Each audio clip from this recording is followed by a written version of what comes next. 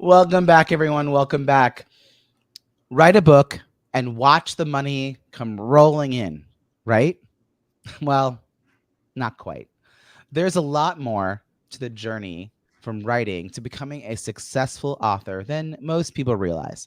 Today, we're sitting down with a fantastic panel of business authors to explore the real story, both the highs and the hurdles of navigating the business publishing world. I connected with these authors while organizing a Kindle cross promotion during Amazon Prime Days. The results were incredible because we had 77 books on sale for just 99 cents each. And thanks to our collective efforts, many titles shot to the top 10 in their categories, and 30% even secured the coveted number one bestseller spot. I personally sold over 220 books, which is proving that the collaboration makes a real difference. In this panel, we'll dive into what it means to publish a business book and what authors can gain from the process. But before we dive into the panel, here is a quick word from our sponsor. All right, get ready to hear some valuable insights from a remarkable panelists. We have Lisa MacDonald, the author of The Most Common Entrepreneurial Mistakes and How to Avoid Them, which is for people who want to be in charge of their own lives, find new clients, and beat the competition. Sean Glaze wrote Staying Coachable, a story with 4 questions to help you thrive in change and enjoy relentless improvement. This is a story about a father and son experience the challenges of change and what they learn. Please join me in welcoming Lisa and Sean. Lisa, I'm going to kick things off with you. My first question is always to get a little better sense of who you wrote the book for. So who was the ideal reader that you had in mind when you wrote The Most Common Entrepreneurial Mistakes and How to Avoid Them?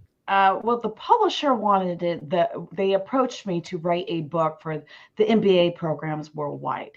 And so that is the first target, but it turns out that when you're just starting off, that is great, and this book is awesome.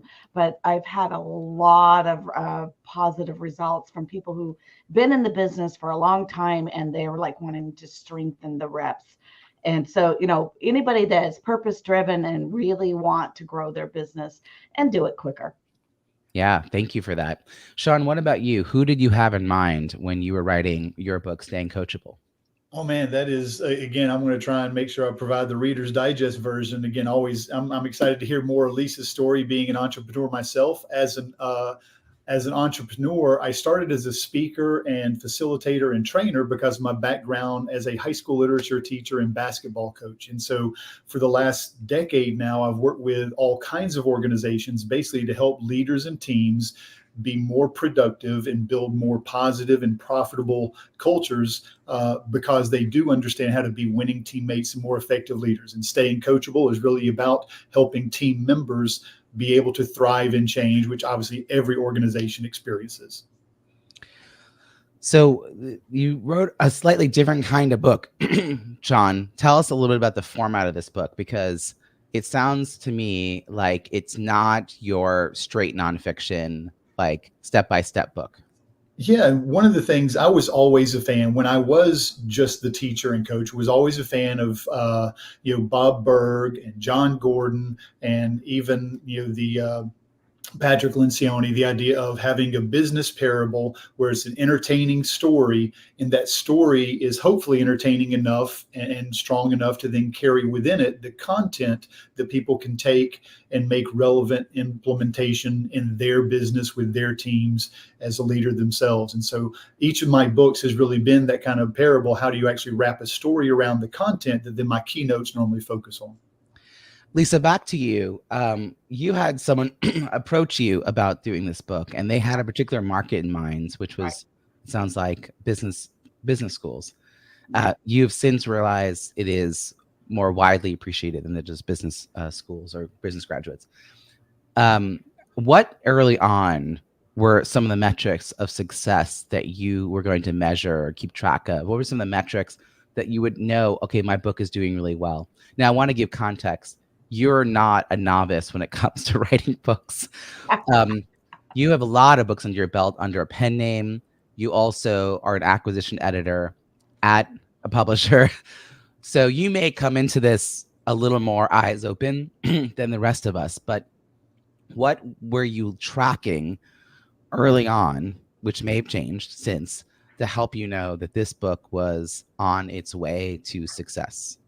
Well, really, Robbie, what I looked at it is, okay, how many clients can I get from this book?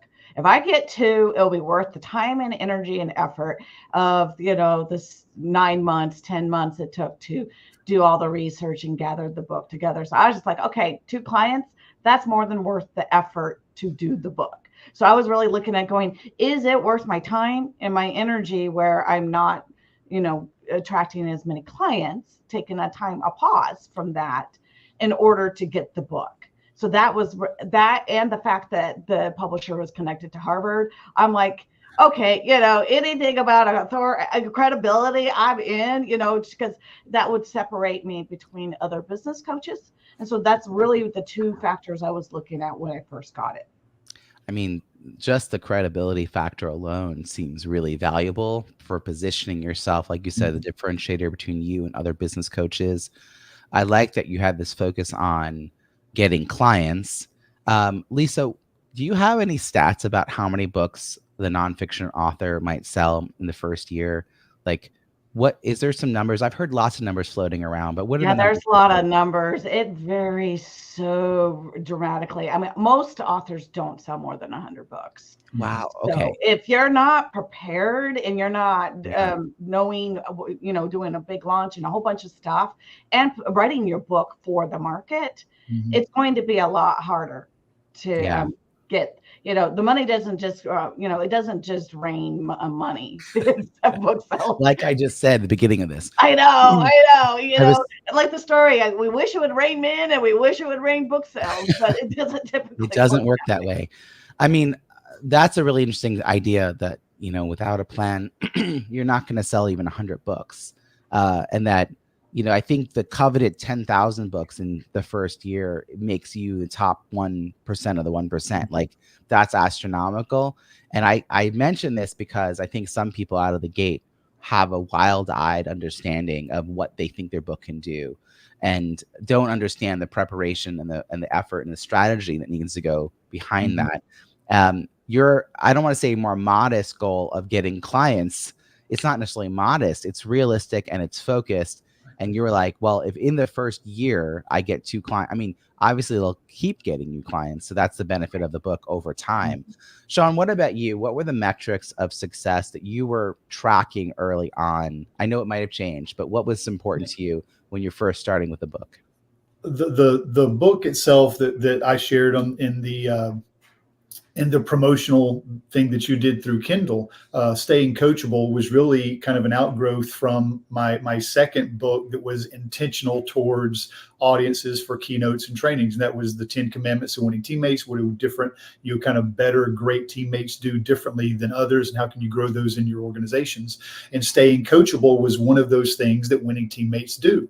And when I would have those events, Staying Coachable became something that I think grew out of, because as a coach, obviously you want your athletes to stay coachable so they continue to improve.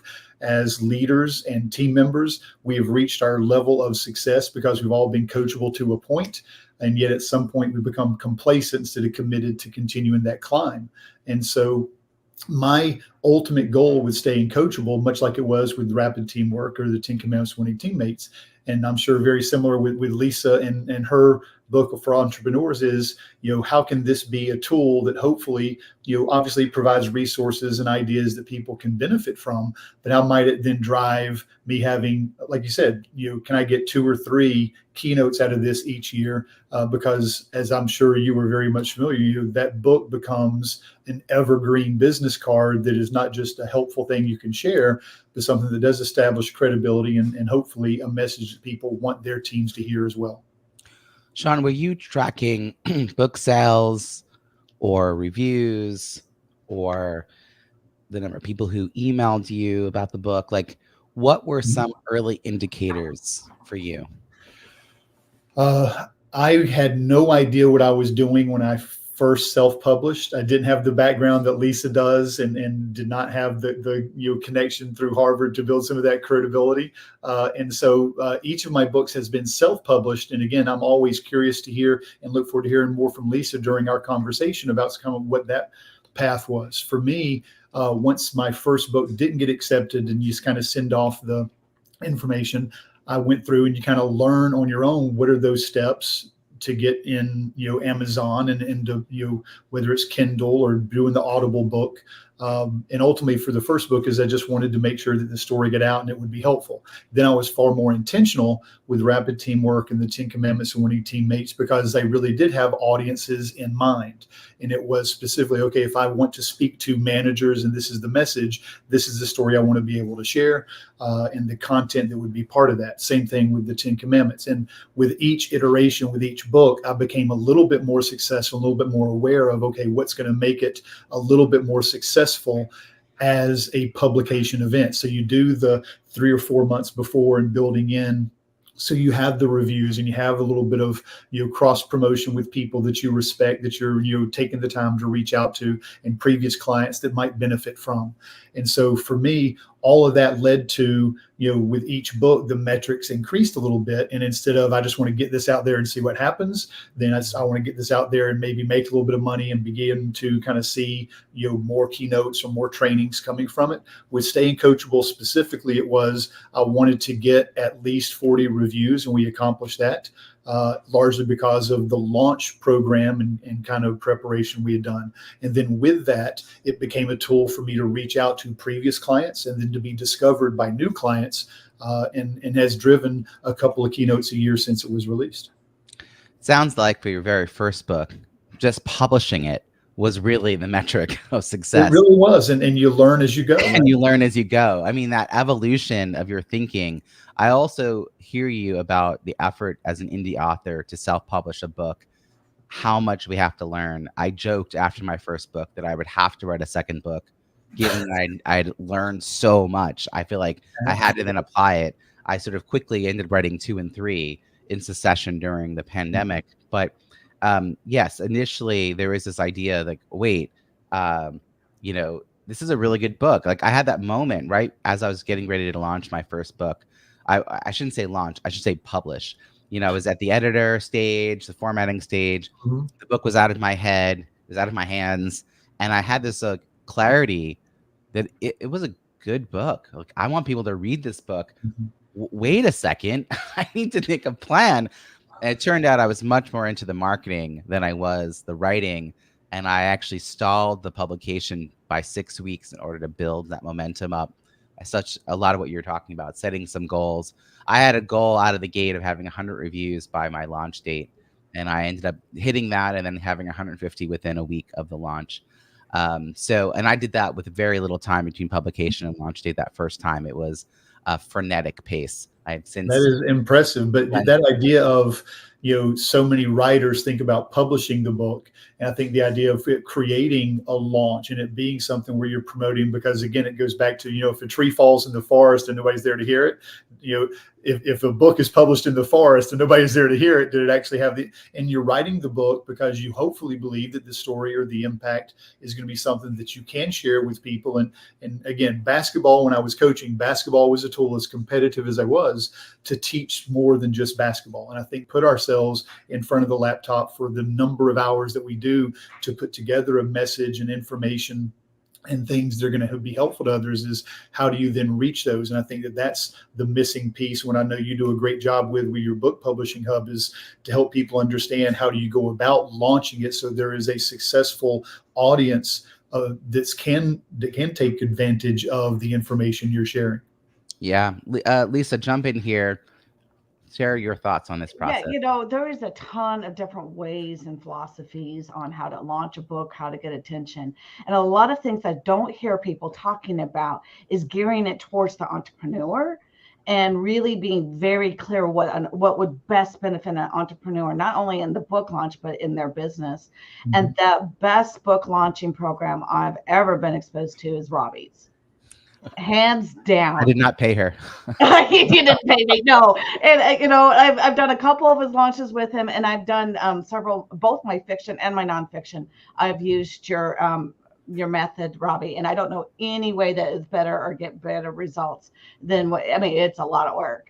No question about that one, but it's geared toward, especially with entrepreneurs, it's not only geared towards getting the book out there, but getting exposure, making the really good connections, and really driving business. Because let's face it, if you're working on the book, you're not recruiting clients. And so therefore, is it worth it? And I would say hands down, yes, yes, yes. Mm-hmm. But it's Robbie's method of how you really go from waking up the network to really having a huge team that is there. And it's easier the second and third time. The second time was I was a lot less stressed because I had already had a lot of the kinks filled out. And so it's well worth looking into his program if you're thinking about doing a launch. Well, I guess I'll take a minute to share a little bit of my approach to this, Lisa, and thank you for your kind words. I think that there's 5 phases of a launch. The first is to identify who you would like to invite onto your launch team. And a mistake I've seen a lot of authors make, including entrepreneurs who are writing books to help them grow their business, is that they get their friends and family and fellow authors to be on their launch team and write reviews. But their friends, family, and fellow authors do not have budgets, do not have need to hire them, and don't necessarily know the right people to even refer them to. So all of that effort to get those 20, 30 reviews is kind of like energy that could be put towards instead building a launch team filled with likely prospects and referral partners from the author's existing network. Because then, as Lisa's saying, as the business owner, you're now in conversation over many weeks, if not a couple of months, with those prospects and referral partners around the process of writing and publishing a verified review on Amazon.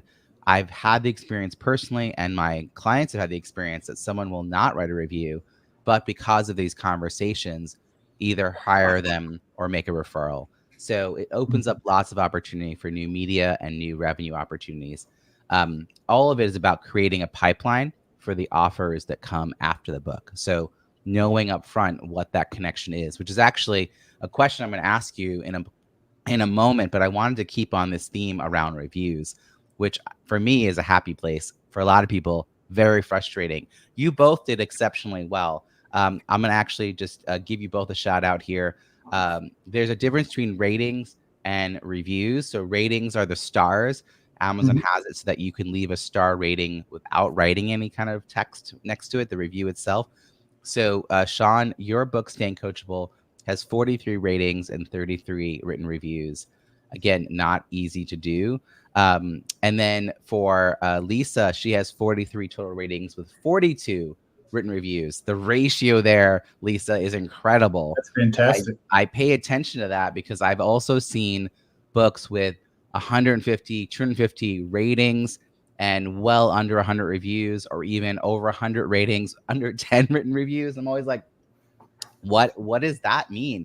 Because doing a campaign to get people to just click 5 stars, not hard to do. Getting people to write a review, much harder. And getting them to write a useful review is even harder than that. So, Sean, you mentioned earlier that you had a very specific process. I'd like to hear a little bit more about how you approached guiding people, who you thought of for your launch team, and how do you move them through the intention of writing a review to actually publishing it on Amazon? Well, that honestly is one of the reasons I was pleased to have been able to discover and connect with, and you learn peripherally from some of the stuff that you share, Robbie, is that's kind of the process I went through early on. Is you're always in that, and this is where I now, and again, I know Lisa coaching entrepreneurs and me coaching you kind of team leaders and managers. There's all kinds of information out there, but the problem is whether it says authors looking at marketing ideas or leaders looking for leadership and culture ideas, you can piece together 1,000 different things from Google and it not nearly be as meaningful as having a template structure that you can follow in terms of a system that you know is going to be effective. And that's what I lacked early on and what I eventually have gotten better at. But even going into the next book that will hopefully be kind of an early next year release, that idea of what is my launch kind of process going to be, I'm sure I'll tweak it specifically based upon that nugget that you just recently shared, because the last couple of launches I did, the majority very much were fellow speakers and fellow writers that I respected in the leadership space that I knew would be helpful kind of leadership voices. But I did not take as much advantage of my previous clients and those on my newsletter list and people who I thought could be clients that I could reach out to and be proactive about building a relationship around the book that then opens the door to future conversations. Yes, it feels to me like a missed opportunity because the book, as we've all acknowledged, is a lot of effort. It takes time, as Lisa has acknowledged, it takes time off and away from the other client work that we do. So if we can leverage it to engage our network, to open up new opportunities and possibilities, it will serve us even better. And if we're writing also with them in mind, we're going to write a better book, which is the first rule of this, is have the book be really relevant to a particular audience that you've identified. Lisa, I just took note. You have 11 written reviews that have come in this summer to now. And this is not a new book. So that's really cool. Some of this is actually looks like starting around the Amazon Prime Day Kindle cross promotion campaign that we did in July. You lowered your book price for the few weeks that we did that, culminating in the Amazon Prime Day campaign for a few days. Were you thoughtfully reaching out to people during that time, asking for reviews, in addition to, we did sort of say to other authors in the campaign, hey, try to help each other out. I see a couple of those names, but a lot of these names I don't recognize, which means to me they're people who probably already knew you, and that's why they wrote the review. So tell us a little bit about how you've approached launching. I mean, when the first reviews came in, yeah, a lot of them were my connections. These new ones, I'm actively doing some other promotions to help get reviews, and they're people I do not know. So what I'm happy about is the reviews are really high rating and really rich with the right content that I would want them to focus on. So if for my target market and my niche, it was wonderful. But what happened, Robbie, as far as, we had the goals at the beginning, is when I reached out to some big dogs, I would consider people that I've admired for many, many, many years to get endorsements, they rallied around me. So I didn't get as many reviews, but like David Hancock, he's right at the very top, his endorsement's right there. And he's the owner of Morgan James Publishing. And that's how I got the job, right? Of being an acquisition editor, was reaching out. He loved my book. Another person who was just a phenomenal big dog, she would promote it to her list. And then my sales went through the roof, but I also got some reviews that way. So there was a lot of those kind of things, like, people asking for me to come speak in book clubs and that kind of thing. And my win came not from what I thought it was going to be, but it came from connecting with some people that I had been following for years and years. And they rallied behind the book because when they read it to write the endorsement, all of a sudden I really got people passionate.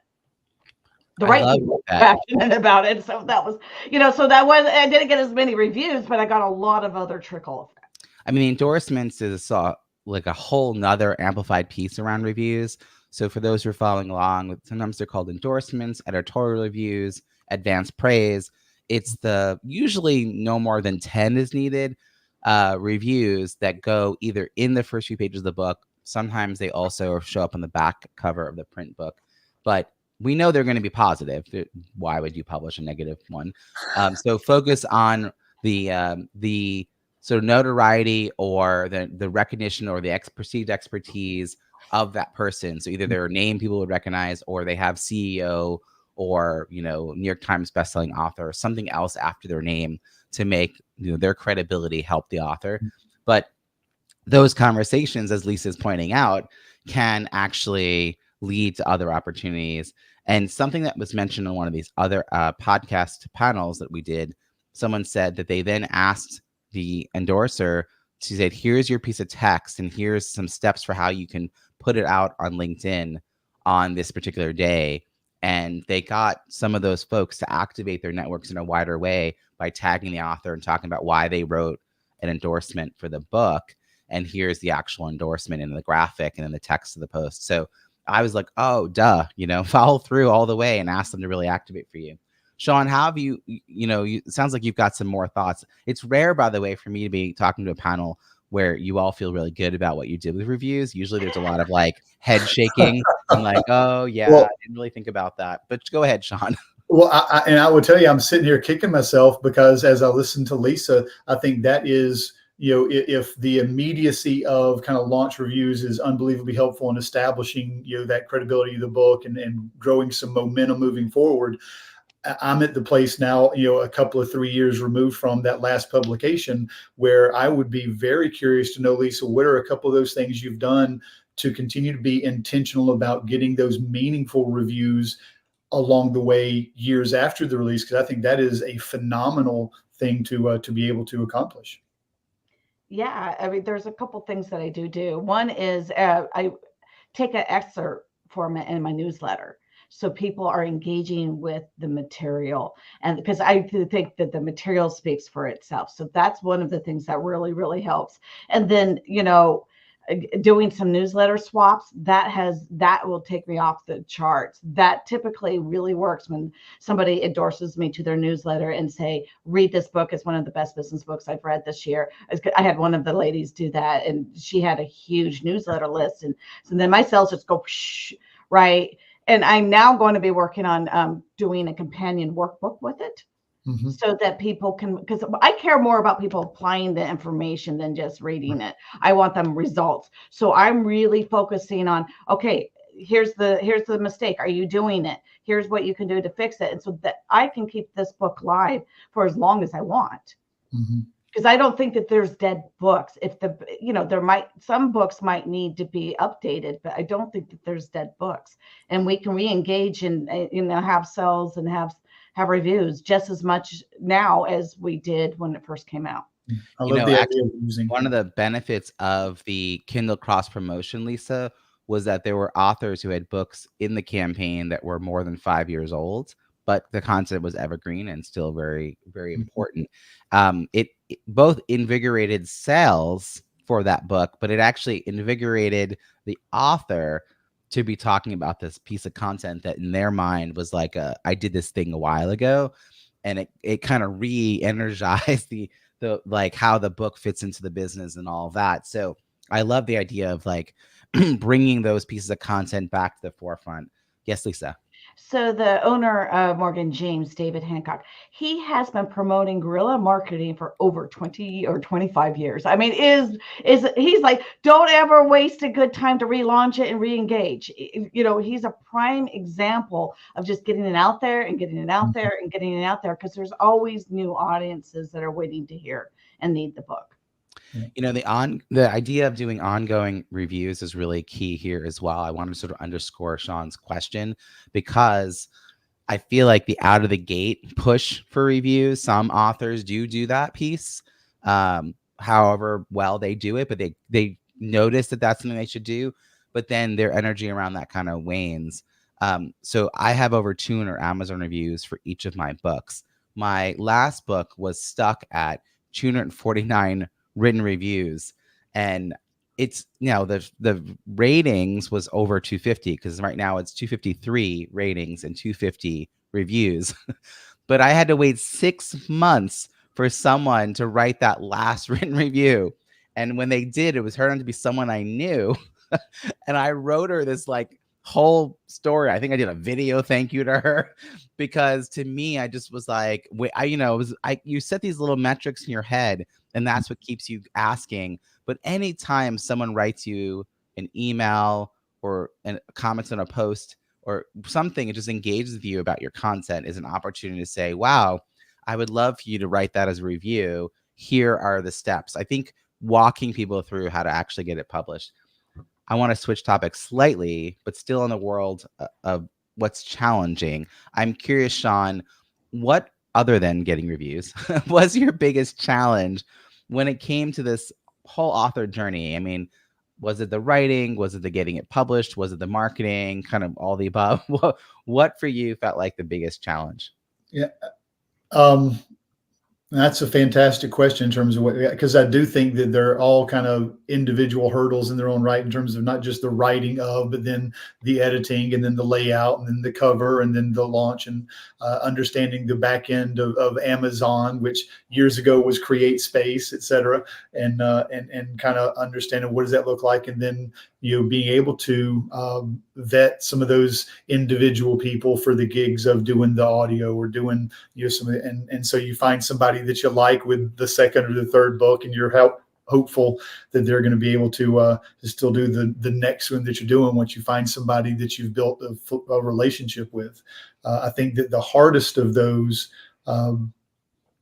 because you think when you finish writing the book, you think that, man, I'm done. And the conversation I have with a lot of aspiring authors is, finishing the book is really about 20% of the journey. You've got so much more if you really want to get that message out there and be that much more successful, not just in helping people because of your message, but in beginning to, again, be intentional about how do I use this message to build a business, and be intentional about using that as a business card and as a tool to connect with people who can benefit from it. I've used the analogy that writing a book is like a marathon, except at the end of a marathon, the runner can just collapse and be like, phew, I did a thing.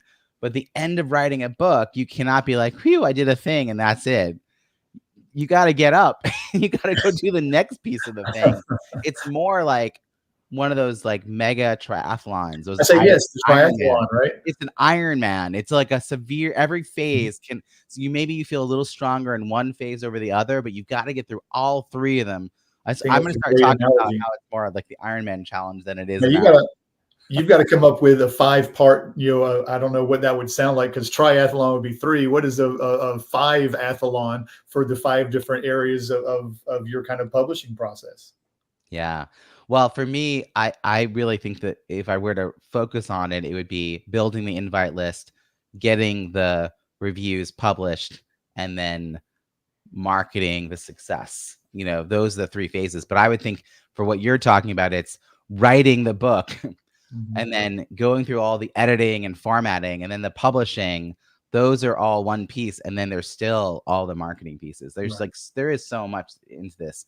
So Lisa, I referenced earlier that you're a very accomplished author under a pen name. I can't even keep track of how many books you've done. How many books so far are published? Oh my gosh. So you're not new to this. Fiction and nonfiction, and Yeah. So you're not new to this at all. And it's probably, you can keep writing books because you've streamlined some of this. But is there a piece of this that you always find help with because it's just not your lane? Maybe it's not that it's a challenge, but it's just like, oh, I don't want to be responsible for that part. Oh, there's a lot. Yes. Anything that does with technology, especially if it's self-publishing, is any of the tech stuff, please. Figuring out the metrics and the categories and how to online it and all that is like, yeah, no, thank you. So that, and I am dyslexic, so I always have multiple editors. I do not, even though I'm a book coach, even though I help a lot of people, I don't do the final proofs ever because I know my limitations. I think that's the message here also is like knowing the limitation. And also, even if you liked all the tech part, your job is to write because no one else can do your job and other people can be hired to do other pieces of it. And it takes forever to figure it out and they're always changing it. They're always changing it. I partly built the BizBook Publishing Hub, which I mentioned, is the name of this show, but it's also a referral network with more than 50 experts who can guide entrepreneurs through the author journey to becoming successful authors, the writing, editing, publishing, and marketing. And I did this because I wanted to get clear on what I did. I didn't want to also be in charge of helping them figure out their keywords or their categories. I mean, I have opinions. I have my own theories. I have my own formulas. But as Lisa just said, it changes all the time. And so it's better to go with someone who's current as far as the knowledge of whatever tool you're trying to use.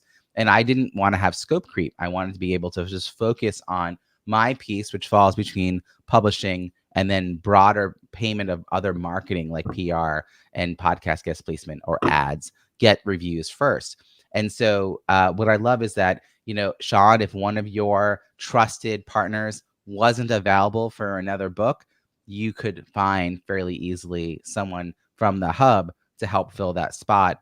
And vice versa, if you've got great partners, let's get them in the hub so that they will then be introduced to our world, because we host events 6 times a year for writers and authors to meet each other and our hub partners. So for me, it's been really wonderful to be immersed in a community, both of authors, but also the experts who support the authors. Sean, I'm curious, what was your most effective marketing strategy for book sales?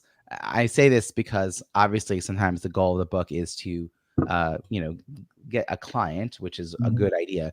But before we get to that piece of the conversation, was there something you did in particular that maybe led to a bulk order of books? Or as Lisa was mentioning earlier, she did some collaborations with other folks who had large lists that spiked up some of the book sales. Was there anything you were able to come across that helps you with the book? Yeah, it's really kind of been two different ways that accomplish hopefully the same thing at some point. That is, occasionally somebody will see me speak and they'll get a copy of the book and they'll have a bulk order of those books for their organization. I had a private school network that would order 300 or 400 books every fall for some of their new teachers coming in to make sure that they were great teammates, and that gave me a chance to work with that organization through some training stuff that was really effective. And then occasionally I will have where you're called in for a keynote, and that gives you the opportunity to do the bulk sale. And being a self-published author, that's again another profit, because it's not, I know with Lisa, and I would imagine that every contract is different with a publisher, but being self-published, I can print off, on demand 600 copies or 60 copies or 6 copies. And if it costs me $3 to print, then you're making a little bit more based upon, what that particular client is getting, as a discount for that bulk order. But that's been sometimes an unexpected avenue of business where, again, you don't know where somebody's going to find you, or if somebody's going to hand the book, hey, I really enjoyed this, you're going to like this. And then you'll sometimes even get, when it's not, in the industry that was intended, but it's, a university athletic team that calls me and, hey, we found this and this is great for our team. Can you come in and work with? And so I think that the key, and this is, I'm sure, part of what you share with the people that you work with, is if you can find a way to get that book published and to establish it as a credible source of information and inspiration for the audience that you want to work with, you never know when you're going to get that inbound call that already sees you as a credible and worthwhile contributor to what they want to achieve. Absolutely. The reviews help with that, because I see them as social proof on the book sales page. So if you're being considered for a speaking opportunity, or to have your book be brought into a company. But bulk sales, like you're describing, one benefit is sometimes there's a separate budget for the book. So they may not have, or they may have your full speaking fee, but there also could be a separate conversation about tapping an education budget, for example, that could buy some books. I've also heard some speakers, they assume a certain number of books. So if you pay their full fee, it includes 50 copies, which then inspires the organizer. I did this for my first book, to then want to buy, let's say there's 150, 200 people in the room. Well, they're going to buy everyone a copy at that point. And then I give them a 25% discount. But like you said, I was buying mine at $3.50 a piece, selling them at $15. That was a nice way for me to pad. If I wasn't getting my full fee in particular, that was always a nice way to support that. Lisa, it sounds like you had some success doing some collaborations with other people who have really good audiences for your book. That's helped spike. I hope that the Kindle cross promotion helped drive some people your way. So what else has been working for you? Well, I want to give it even a broader perspective, because I've been a business coach for almost 30 years. And so I've seen, hands down, across the board, for most authors or people who are doing their books, the number one way to do book sales is speaking. It's flat out. I've not seen anything be more beneficial than speaking. And and through my years of publishing all my books, it's speaking, and it doesn't need to be big gigs either. I think I sold 50 books when there was 30 people in the room. It was during Christmas time, which really helped. Hello, bonus, right? but it's more about speaking and speaking to the right audiences. So I call them the pure audiences. So your ideal prospects, getting in front of them. That's the easiest way to sell a whole bunch of books of anything, and it's more fun, right? So it's a lot more fun to get through your pure audience who just is very interested in the subject than being a mixed bag, because they lean in, they're more interested, and it's, and then they want the resources. Yes, it leads to further conversation, which is the next thing I wanted to actually ask you about. I'm going to go back to Sean for this one. As you were writing, you've now have three books under your belt. They seem like they all link together with the same focused audience. How clear were you as you were writing these books? Maybe the clarity got better for each book about how it supported your business goals. Did you have the offer for after sort of thought through? Were you developing it as you're writing it? Are there lead pages or like lead magnets or, bonus opt-in content in these books that drive people to sign up to your email list? So how have you thought about the relationship between the book and the business strategy? I think I've gotten better with every book. Again, you have to, I think, and I used to share this with my athletes, and I'll share it with the audiences. You got to be willing to be bad long enough to get better. You're going to do well what you do often. As a coach, obviously, that's very much true for athletes, but it's true for when Lisa's coaching her executives. They've got to begin and be willing for things to not be perfect early in order to be able to make progress. And I think with book publishing, my very first book, and you kind of see behind me, the orange one was really just for athletes to make them be a little bit more aware of the fact they can lead from whatever they are as part of the team. And then I was, okay, well, if I'm going to do this after I finish teaching and coaching, and I really want to go into the kind of speaking and training and working with organizations, what might that look like and what's that takeaway? And that was the rapid teamwork. Here are the 5 areas that you can focus on as a leader to build a positive and more profitable team culture. And that was very much intentional in terms of what can managers take away as things they can focus on. Then I began to realize, if I'm going to speak to 800 people at a conference, they're not always going to just be managers. Sometimes they're going to be frontline employees. And we worked a lot with our players about being great teammates. And again, you don't have to be an athlete to be a great teammate. That was kind of the birth of the next one. And I was better with that one about beginning to build, okay, what is a follow-up video series that I can offer based upon this same content, where for the next 12 weeks, they get an introductory video and then just 2-minute kind of drip videos each week that focus upon each of those 10 commandments. So it's a reminder to reinforce some of the things that you're going to hire me at the conference to do. That's an add-on value that's going to separate me from somebody that might not have something to follow up after the conference. And so I think with each book, it's been an iteration of how can I provide more value and hopefully create a little bit more of a strong brand and be more of a resource for those clients that I serve. I love the drip series. I think that's something I want to call out to people who are listening. The idea that when people opt in to some kind of bonus content or in some other way, you can acknowledge, that they bought the book or they're interested in, you can then drip out some content to them. Or if they've heard you speak, even with or without a book, they opt in for a lead magnet, a PDF of something, you can drip a few emails out so that you stay top of mind. I mean, that's just like a really smart use of technology. Lisa, I know that this book, I love your book, by the way. Like when I read it, I was like telling everyone about it. We did a book club about it. It's one of those rare moments where I was like, this is the kind of book I want everyone to have when they're starting a business. And in fact, it's one of the 3 books that I mention whenever I talk to someone who's new to being an entrepreneur. It's kind of an obvious one to suggest. It's like, here are some common mistakes and how to avoid them. Like, here you go.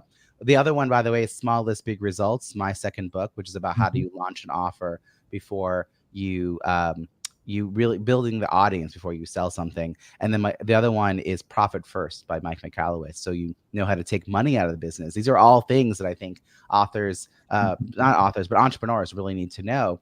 But if I recall, Lisa, you had actually done research a long time ago, and then you were asked to do this book, and you continued to do research, and you kind of brought these 2 things together, which is fascinating because, that long ago research, which was during a downturn in the economy, and then you had another opportunity during COVID to do the similar research, 2 opportunities to really engage with the world of entrepreneurs. What did you think was going to ever happen to that content you had done years ago? Was that sort of like time spent under the bridge, never to be thought of again? And then suddenly it's brought back to life. What was that like for you? Well, it was going to be an online course. So I had originally written it all out, was ready to launch. And then life happened. I got a little derailed. And, for a little while, bringing in income, I was going through a divorce and he wanted to, so bringing in income wasn't going to be the best advantage. So it went on hold. And I always go, oh, it's just sitting there. Oh, I'll get to it someday. Oh, I'll get to it someday. And then when I was approached and going, do you have a business book? And I'm like, I have some massive research I did in '08 and the recession and how people survived it. This is be perfect, just pull it out, whip it out. It was a little harder than what I thought it would be, of course, but it always is, right? But I was excited to get back into it. And I was fascinated to, when I was interviewing current people, of how much it held true. It just held true. It was honest. It was still the same stuff. There was only one thing that had changed. And the one thing was? People Brene Brown hadn't been out yet. And so the imposter syndrome hadn't been mentioned yet. So I believe that was absolutely there, knowing people and knowing myself, feeling the imposter myself. But that hadn't been, it wasn't top of mind. So people weren't speaking about that causing them trouble. Got it. They didn't have a words for that. I mean, it's like she helped name something that people were feeling but didn't know that anyone else was feeling. Well, so it was holding people back big time in their business. Yeah. That's amazing. So I love that story of how you brought things back to the forefront. I'm gonna ask Lisa, excuse me, in just a minute, frog in the throat. I'm gonna ask you in a moment sort of advice that you would give someone who's writing a book to help them grow a business. But first, we're gonna hear a quick word from our sponsor. All right, Lisa, give us your good stuff. Okay, the good stuff, as a book coach, there's so many times I wish people would have come to me earlier because really putting the sweat equity and planning out and getting clear what your message is, who you are, the type of book you want to write, what the results are, all of that. It's a lot of work to do before you write the book. And really understanding the structure of the book and how you're going to resonate. It takes time, but it will save people so much on the back end. So either a lot of times when the manuscript comes to me, we need to completely rewrite it because it's not going to get the results they want, which is a lot of pain and effort, or it's just not going to land in the market and stand out and get the results that they want. So putting a lot of effort of answering the questions of whether, how are they going to publish it? Because I don't care which direction you go, but we explore it, how you want to launch it, who is it geared towards, what is the language, what do your audience most respond to, and how do you stand out in the marketplace? Because a lot of people just do the same old, and I'll tell I'll pick on the women right now. I'm like, no more bubble baths. I do not want to read another thing about bubble baths in your book, because if they're doing about resiliency and self-care, which is so important, no bubble baths, right? Because there's cliches that are going there. So doing the deeper thinking and really owning who you are and your unique purpose will save you in the end. And most of my authors start getting business deals and everything else way before the book comes out because they're clear on the language and they've owned their unique place in the market. I love so much of what you're saying here, and I'm going to underscore something you said about understanding like who you're writing it for and all of that.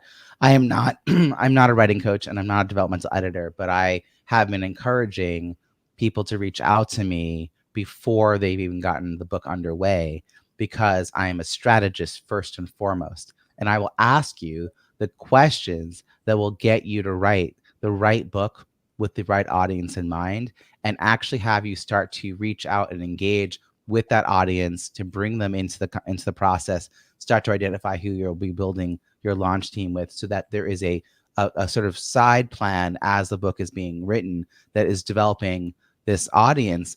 And you will get, like Lisa just said, business from those interactions before the book even exists. And it also will give you a reason to interview certain people, because sometimes entrepreneurs forget to interview other people. They just write their own point of view.